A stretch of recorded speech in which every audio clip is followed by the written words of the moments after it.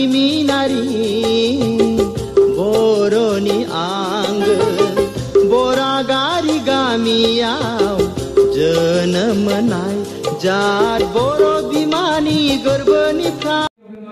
हाग्राबारि फरायसालिनिफ्राय बिथांमोननि थाखाय खेबसे जोरदार आखाइ खबनानै फरायगोन जोंहा जेबो सोंगाब सोंनाय बा कुइज कम्पिटिशननि मोननैसो रुल थागोन खोब बांद्राय रुल लाखियाखै जोङो मोननैसो रुल बेखौ फोसावग्रोनो सानदों जे जोङो जेब्लानाखि डाइरेक्ट कुइसन सोंगोन बेयावहाय गासै 10 नाम्बार लाखिनाय जादों आरो बेनिफ्राय जाय कुइसनखौ सोंगोन सपोज ग्रुप ए नियाव सोंबाय बिथांमोना रिप्लाइ बा फिनखौ होनो हायासै ग्रुप बी बा ग्रुप सी आ होनो हाबाय अब्लानिया बेनि थाखाय बांलांनाय कुइसननि थाखाय 5 नाम्बार होनाय जागोन डाइरेक्ट कुइसनाव 10 मार्क्स आरो बांलांनाय कुइसनब्ला 5 मार्क्स थागोन जोंहा गासै जोङो मोनबा राउन्ड लाखिदों बेयावहाय जोङो literature section history sports GK बेबायदि जोङो गासै मोनबा सेक्सनखौ लाखिनाय जादों बेयावहाय मोनफ्रोमबो ग्रुपाव जोङो डाइरेक्ट कुइसन मोनबाहाय मोनगोन बेनि थाखाय साखाफारा जानानै थानायखौ खावलायबाय बड'फा उपेन्द्रनाथ ब्रह्म बिथाङा बबे गामियाव जोनोम मोनदोंमोन माने गामिनि मुंखौ बुंनांगोन ग्रुप बी बरागारि गामियाव बरागारि गामियाव absolutely correct thank you point goes to 10 marks group B बड'फा उपेन्द्रनाथ ब्रह्मआ बहा जोनोम जादोंमोन ना दतमानि बरागारि गामियाव direct question goes to group C अब्लाबो जोङो खाग्राबारि डिमाकुसि टंला खैराबारि भेरगाव बे आन्सलिकनि जे बाहागो लागिरि बिथांमोनजों हांख्रायनानै लिंहरदों बे लेखायै बिथांमोनाबो फैदों बेनि थाखाय आङो बाहागो लागिरि आलासि आरो साफ्रोमबो नोंथांमोननो आंनि गोसो गोरबोनिफ्राय गाहाम हामलायनायखौ आं जासिहोबाय दिनै नैबे जि फरायसा सान हाबाफारिजों लोब्बा लाखिनानै जि सावरायनाय हाबाफारि लोगोसे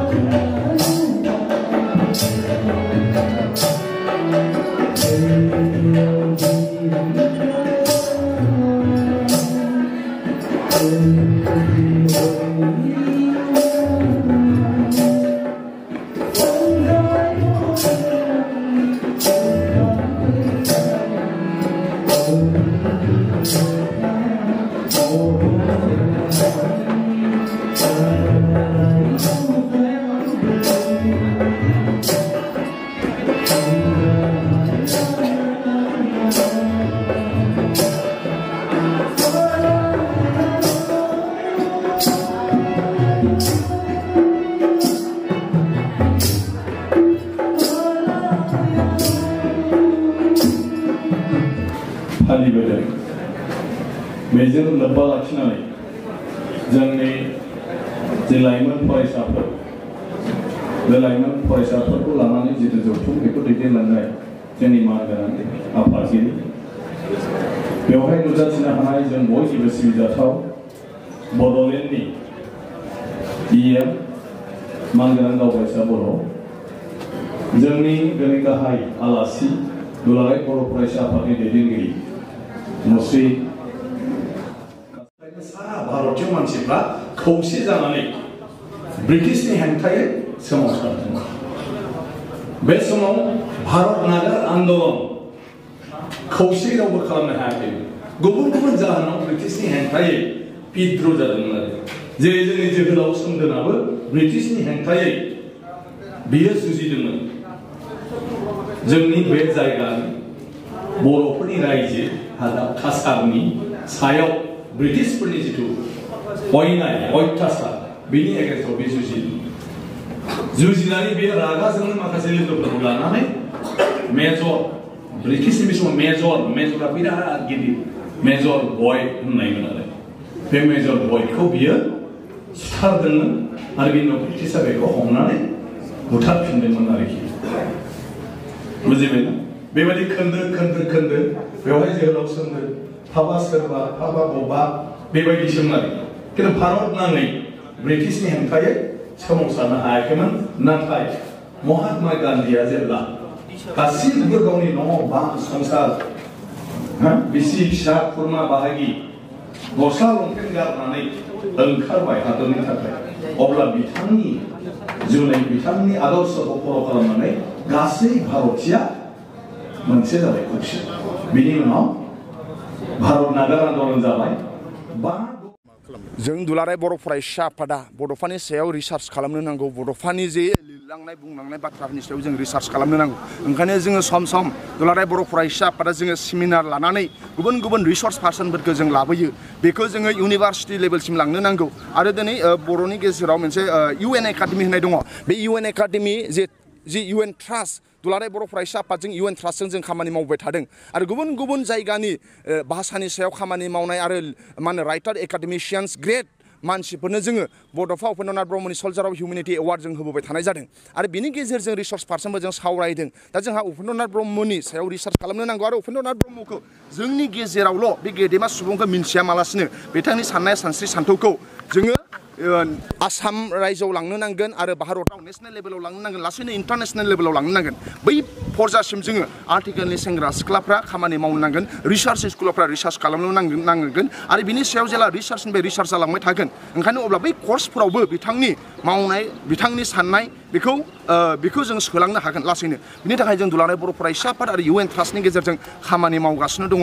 जायाखै जेरैबादि मावनो नांगौ दा ओंखायनो जों फैबाय थानाय समाव BTR गभर्नमेन्टनि हेफाजाबजों आरो जोंनि रिसार्च स्कुलफोरनि नाजानायनि गेजेरजों बर'नि मेलेमजिबिफोरनि बाथ्राखौ लानानै बड'फाखौ जि लेभेलसिम लांनो नांगौ बेखौ दुलाराय बर' फरायसा आफादा लांनो हागोन होननानै जों मिजिंथियो दिनैबो जों बर' फरायसा सानखौ मानो थाखाय खुंदों बड'फा उपेन्द्रनाथ ब्रह्मखौ अकल बड'लेण्ड बिग्रा होननानैल' सोरबा मानसिफ्रा मिन्थियो नाथाय बड'फा उपेन्द्रनाथ ब्रह्मआ लवार आसामाव बा आसामावनो जे इउनिभारसिटि नांगौ होन्दों आसामावनो जे फरायनो इन्जिनियारिं कलेज नांगौ होन्दों मेडिकेल कलेज नांगौ होन्दों बै मानसिया जाहैबाय बर'फोरनि गेजेराव दिल्लीयाव थांनानै prime minister human resource minister आरो इडुकेसन मिनिस्टार प्रेसिडेन्टफोरजों सावरायहैजेननाय मानसि दिनै बराक भेलियाव गंसे इउनिभारसिटि दं सेन्ट्रेल इउनिभारसिटि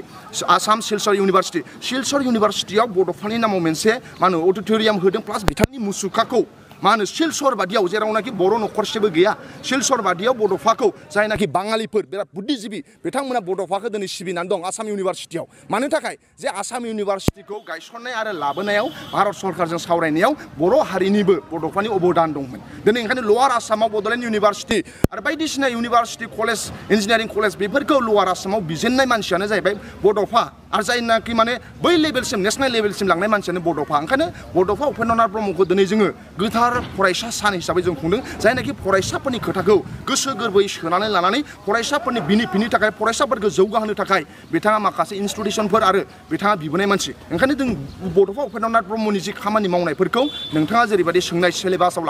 सिलेबाससिम जों लांनो नांगोन आरो सिलेबाससिम लांनो नांगौब्ला जोङो रिसार्च खालामनो नांगोन रिसार्च स्कुलफोरजों खामानि मावहोनांगोन लकेल रिसार्चफ्रा मावनो नांगोन बाहेरानिफ्राय फैनाय रिसार्च स्कुलफ्रा बिनि सायाव खामानि मावफैनांगोन आरो बेखौ फैबाय थानाय समाव दुलाराय बर' फरायसा आफाद आरो बर'नि मेलेमजिबिफोरखौ लानानै खामानि मावनो हागोन बेखौ जोंहा फोथायनाय दं